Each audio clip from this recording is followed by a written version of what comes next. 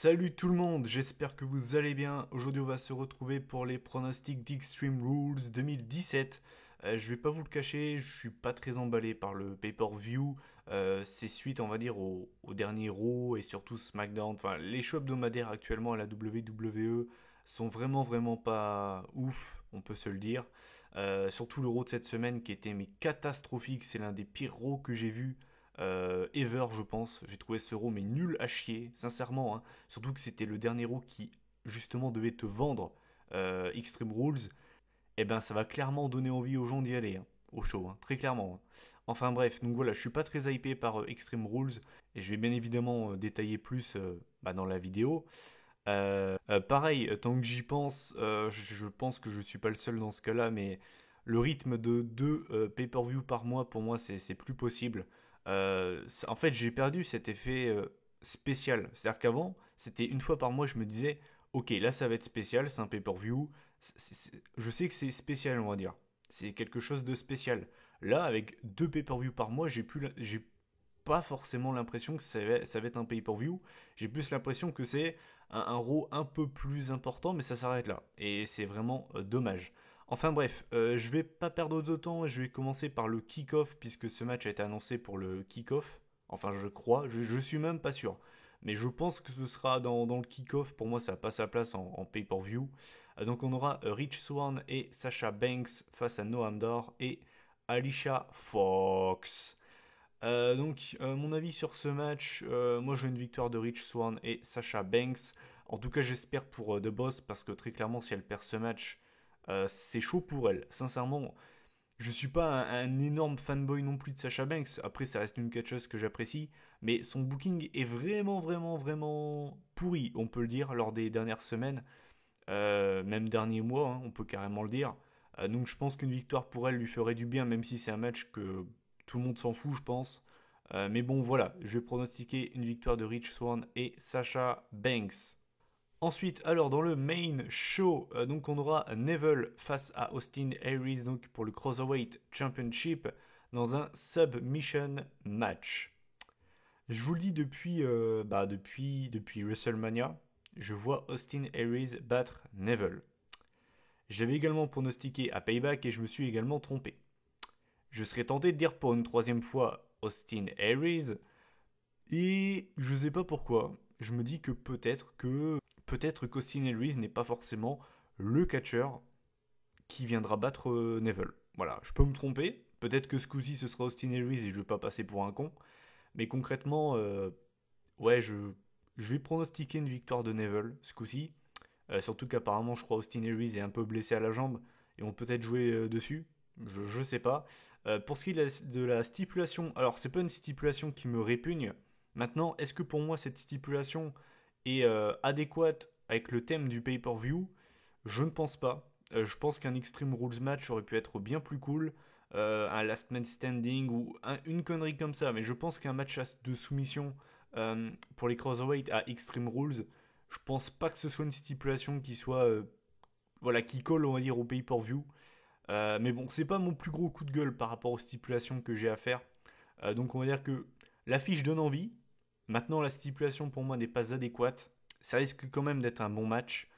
Et je vais pronostiquer une victoire de Neville par je ne sais quel miracle. Je ne sais pas comment il va faire, mais je pense qu'il va quand même conserver la ceinture. Et voilà. Ensuite, pour les Raw Tag Team Championships, on aura les Hardy Boys face à Cesaro et Sheamus dans un Steel Cage match. Je pense que, bon, si vous ne le savez pas, bon, je l'ai déjà précisé hein, pas mal de fois en vidéo, mais je ne suis pas un immense fan des matchs de cage. Je trouve que les matchs de cage ont tendance à pas être dingues. J'ai aucun classique en match de cage qui me vient en tête, en tout cas, je veux dire, lors des genre 10 dernières années. Il y en a eu très peu, vraiment des très bons. Et je suis pas fan de cette stipulation. Je suis pas un immense fan. Et surtout pour moi, c'est pas forcément la stipulation qui aurait pu, encore une fois, être la plus adéquate. Vous avez les Hardy Boys, Jeff Hardy, hein, qui est réputé quand même pour avoir fait des sauts de l'échelle incroyables. Et pourquoi ne pas avoir fait un ladder match? Alors, on a eu la réponse apparemment, et si vous le savez pas, vous allez rigoler. On n'a pas de ladder match pour ce match, tout simplement car la WWE estime qu'on en a eu trop récemment. On a eu le ladder match à WrestleMania, on a eu celui entre DIY et les Authors of Pain à TakeOver Chicago, et on aura le Money in the Bank féminin et masculin dans 2 semaines. Et en gros, pour la VE, ça en fait trop d'un coup. Qu'est-ce que c'est cette raison de merde? C'est quoi cette excuse de merde? Bon bref, je vais pas non plus chipoter, c'est pareil, c'est pas ça qui me dérange le plus encore une fois, mais voilà, je suis pas un gros fan, voilà, je suis pas un gros fan des Steel Cage Match, mais avec Jeff Hardy dedans, j'espère qu'on aura un spot du haut de la cage, pourquoi pas une Swanton Bomb ou un Whisper in the Wind, comme il avait fait à Umaga lors de Raw, c'était d'ailleurs un très très bon spot. Donc voilà, pour ce qui est par contre du résultat, je vais pronostiquer une victoire de Cesaro et Sheamus. Je vois pas pourquoi Cesaro et Sheamus auraient encore une fois eu une opportunité si c'est pas pour les regagner. En fait, je verrai pas l'intérêt. Euh, donc voilà, je vais pronostiquer une victoire de Cesaro et Sheamus. Je peux me tromper, hein, mais voilà. Après, si les Hardys se conservent, ça me surprendrait pas non plus. Mais je vais pronostiquer une victoire de Cesaro et Sheamus. Je pense qu'on peut quand même avoir un match plutôt bon. Maintenant, j'en attends rien d'exceptionnel parce que voilà, je vais pas le répéter 100 fois, mais moi, les matchs de cage, c'est pas ma tasse de thé. Ensuite, le prochain match. Alors là, par contre, what the fuck is going on? Donc, ce sera pour le Raw Women's Championship. On aura Alexa Bliss face à Bayley dans un kendo stick on a pole match.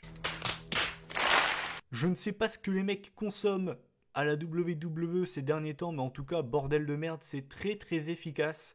On a quand même eu, en très peu de temps, Jinder Mahal WWE Champion, un kendo stick on a pole match. On va avoir le pay-per-view Great Balls of Fire, et on a une rivalité entre Goldust et R-Truth.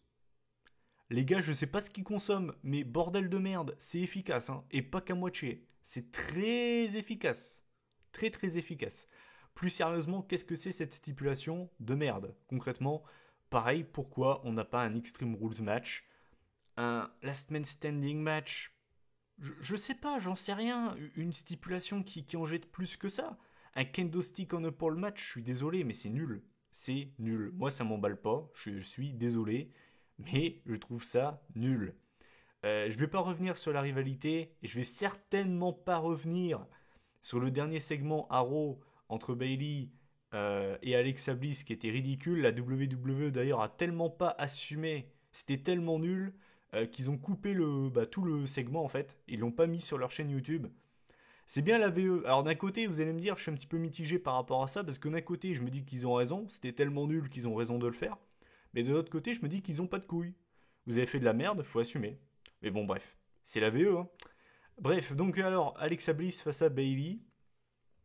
Je suis un petit peu emmerdé pour pronostiquer ce match. Parce que voilà, les plans de base nous disaient que Bayley arriverait championne à SummerSlam pour affronter Sasha Banks. Mais j'ai envie de vous dire, vu le booking de Sasha Banks actuellement, je me dis qu'on va peut-être pas la voir ce match. Hein, parce que la meuf est quand même occupée à danser avec Rich Swann. On est très très loin de voir Sasha Banks number one contender. Hein. En tout cas pour le moment, elle en est très très loin. Donc je vais quand même pronostiquer une victoire d'Alexa Bliss. J'ai vu un commentaire qui avait mis ça j'ai vu ça sur Facebook et c'est pas con. C'est vrai que Nia Jax pourrait très bien intervenir et coûter la victoire à Bayley. Surtout qu'on l'a vu qu'elles étaient devenues entre guillemets meilleures amies à l'écran. Donc voilà, je vais pronostiquer une victoire d'Alexa Bliss. C'est pas un match qui m'emballe. Enfin, c'est surtout la stipulation en fait. Moi l'affiche me dégoûte pas. J'avais plutôt bien aimé leur match à Payback. Mais je suis désolé, mais la stipulation ne m'emballe vraiment pas. On va continuer dans les stipulations pour moi qui n'ont pas leur place à Extreme Rules ou en tout cas qui sont what the fuck. Donc là, ce sera pour le titre intercontinental. On aura Dean Ambrose, le champion, je vous le rappelle, hein, pour ceux qui auraient peut-être oublié, mais oui, c'est bien lui le champion intercontinental. Tellement son règne est misérable, hein, désolé. Donc face aux Miz. Donc alors, la stipulation, c'est tout simplement que si Dean Ambrose se fait disqualifier, il perdra le titre intercontinental. Est-ce qu'on peut m'expliquer cette stipulation, s'il vous plaît? On est à Extreme Rules, la soirée de l'extrême, hein, LOL. Et La stipulation de ce match, c'est que si Ambrose se fait disqualifier en se servant du coup d'armes, il perd la ceinture. C'est-à-dire que cette stipulation va complètement à l'opposé du pay-per-view, du thème du pay-per-view. C'est what the fuck? Mais what the fuck? Bref, je vais pas m'attarder là-dessus, mais je comprends pas. Vraiment, je ne comprends pas cette stipulation. Qu'est-ce que c'est que ça? Le match en lui-même va pas m'emballer des masses. Je pense que vous le savez. Je suis pas un immense fan de Dean Ambrose. Je pense que vous le savez. Dans un ring, je suis vraiment pas fan. Le Miz, c'est pas un catcheur qui m'emballe non plus dans un ring. Je dis pas qu'il est mauvais, le Miz. Mais c'est pas des catcheurs, vous voyez, qui me font lever de ma chaise. Donc les deux ensemble, c'est pas un truc qui me rend. Voilà, ça me rend pas ouf, quoi. Pour ce qui est du résultat, je vais pronostiquer une victoire du Miz de 1 parce qu'il le faut, le règne d'Ambrose, et c'est pas parce que je l'aime pas, mais qu'il y en ait un qui vienne me voir et oser me dire que le règne d'Ambrose est bon. J'ai chié sur le règne d'Orton, qui avait duré environ un mois. Alors imaginez ce que je pense du règne d'Ambrose, qui dure quand même depuis 5-6 mois, c'est nul. Mais ne remettez pas Ambrose champion. Tous ces règnes sont chiants et le mec, à chaque fois qu'il est champion, il rend invisible la ceinture. Le mec, quand il est champion, il y a une cape d'invisibilité, comme dans Harry Potter, sur la ceinture, quoi. Arrêtez de mettre ce mec champion. Vraiment. Donc, il faut que le Miz récupère cette ceinture, parce qu'il va clairement en faire meilleur usage. Et surtout, on a eu des rumeurs qui nous annoncent un Miz Roman Reigns pour les prochains mois, avec un Roman Reigns qui pourrait du coup battre le Miz et devenir champion intercontinental. Donc, je vais pronostiquer une victoire du Miz. C'est pas un match qui m'emballe parce que la stipulation pour moi n'a aucun sens et pour moi ça n'a pas sa place en tout cas Extreme Rules. Et enfin, on va arriver au main event de ce entre guillemets pay-per-view. Donc ce sera un Fatal 5-Way Extreme Rules match. Donc on aura Bray Wyatt face à Seth Rollins, face à Roman Reigns, face à Finn Balor, face à Samoa Joe. Alors, je vais essayer déjà d'éliminer pour moi ceux qui ne gagneront pas. Enfin, en tout cas, selon moi, c'est toujours pareil, c'est que mon avis. Bray Wyatt, je ne le vois pas du tout gagner. Ce mec est une blague, concrètement. J'aime beaucoup Bray Wyatt, mais actuellement, quand il est là, quand je le vois à Raw, je suis là, quand il parle, je fais ouais, c'est ça, cause toujours. Je ne peux pas prendre ce mec au sérieux. Le mec fait des speeches de dingue en mode je contrôle l'océan, j'ai des pouvoirs surnaturels. Mais par contre, je pense qu'il y a un pouvoir qu'il n'a pas, c'est gagner des matchs et avoir des règnes crédibles. Je ne peux pas prendre ce mec au sérieux. Désolé, j'aime beaucoup Bray Wyatt. Vraiment, je l'aime beaucoup. Il est très bon dans ce qu'il fait, mais je ne peux pas prendre ce mec au sérieux. Vraiment. C'est un peu. Ce qu'il dit, c'est de la poudre de perlimpinpin. Dédicace à ceux qui auront la référence. Mais tu peux pas prendre ce mec au sérieux, quoi. Vraiment. Bref. Donc, Wyatt, je le vois pas du tout gagner. Roman Reigns, pareil, je le vois pas gagner. Me demandez pas pourquoi. Alors, il y a déjà les rumeurs par rapport à sa rivalité avec le Miz. Et aussi, le mec a été trop over. Il a battu Balor et Rollins lors des derniers Raw. Je pense pas qu'il gagnera. Donc, Reigns, je le vois pas gagner. Samoa Joe, pareil. Samoa Joe, je le vois pas gagner. Je pense qu'on aura Joe Lesnar plus tard dans l'année, mais pas maintenant. Je pense pas que ce sera Joe. Je pense que ça va se jouer entre Seth freaking Rollins et Finn Balor. J'hésite pas mal entre les deux, sincèrement, parce que Rollins, ça ferait sens, on va dire. Il reste quand même sur des victoires face à Triple H et Samoa Joe en pay-per-view. D'ailleurs, fuck cette décision de booking d'avoir fait perdre Joe lors de son premier gros match en pay-per-view. Bon, bref, je vais pas refaire l'histoire. Et Finn Balor, ben voilà, il est revenu assez récemment. Il a un booking assez cool. En plus de ça, Paul Heyman est venu justement nous dire que c'était selon lui son favori. Et du coup, je pense qu'avec cette interaction avec Paul Heyman, je pense que c'était pas anodin. Donc, je vais pronostiquer une victoire de Finn Balor. Et je pense que du coup, dans les grandes boules de feu, Great Balls of Fire, on aura Finn Balor, le Demon King, face à The Beast, Brock Lesnar. Sinon, pour ce qui est de la qualité du match, sincèrement, on peut avoir l'un des meilleurs matchs peut-être même le meilleur match de l'année. Sincèrement. sincèrement les gars, je suis hypé pour ce match. C'est le match qui me hype le plus, déjà pour la qualité, et aussi pour le résultat, parce que l'air de rien, c'est pas quand même c'est pas si facile que ça à pronostiquer. Donc c'est vraiment un match que j'attends, c'est vraiment le match que j'attends le plus du pay-per-view, et ça peut vraiment être un excellent match. Donc voilà, je vais quand même pronostiquer une victoire de Finn Balor. Voilà, bah écoutez, mes pronostics pour ce pay-per-view sont terminés. Mon bilan de la carte d'Extreme Rules, comme j'ai dit sur Twitter, alors les affiches sont pas mauvaises en fait. C'est pas les affiches que je blâme. C'est déjà le manque d'intérêt dû au dernier Raw, vu les rivalités qui sont vraiment, comme on dit en anglais, stale, qui sont boring. Enfin voilà, je peux pas être hypé par ce show vu les Raw qu'on s'est tapé, enfin vu les rivalités surtout, parce que les derniers Raw, à part celui de cette semaine, n'étaient pas non plus catastrophiques, mais voilà. Et je suis pas non plus hypé vu les stipulations. Je veux dire, au bout d'un moment, euh, la stipulation pour le titre IC, pour moi, c'est une blague. La stipulation pour le titre Women's, qu'est-ce que c'est que ça? What the fuck? Le style cage match, c'est pas une stipulation qui me hype de dingue. Et pour moi, c'était pas la stipulation la plus adéquate au vu des participants. Et pareil pour le titre Cruiserweight, je pense que c'était pas non plus la stipulation la plus adéquate vu la gueule des participants. Mais cela dit, ça devrait pas être un mauvais show. Je pense que Extreme Rules sera cool. Peut-être pas le pay-per-view de l'année, mais ça peut être vraiment un bon show. Ça peut être un bon show. Après, je suis pas hypé de dingue, comme je vous l'ai dit, je vais pas me répéter 100 fois, mais bon voilà, je suis pas très hypé. Et puis voilà, l'air de rien, on est quand même rarement déçu par Extreme Rules. Enfin, ces dernières années en tout cas. La dernière édition voilà, que j'avais pas trouvé folle, c'était 2015.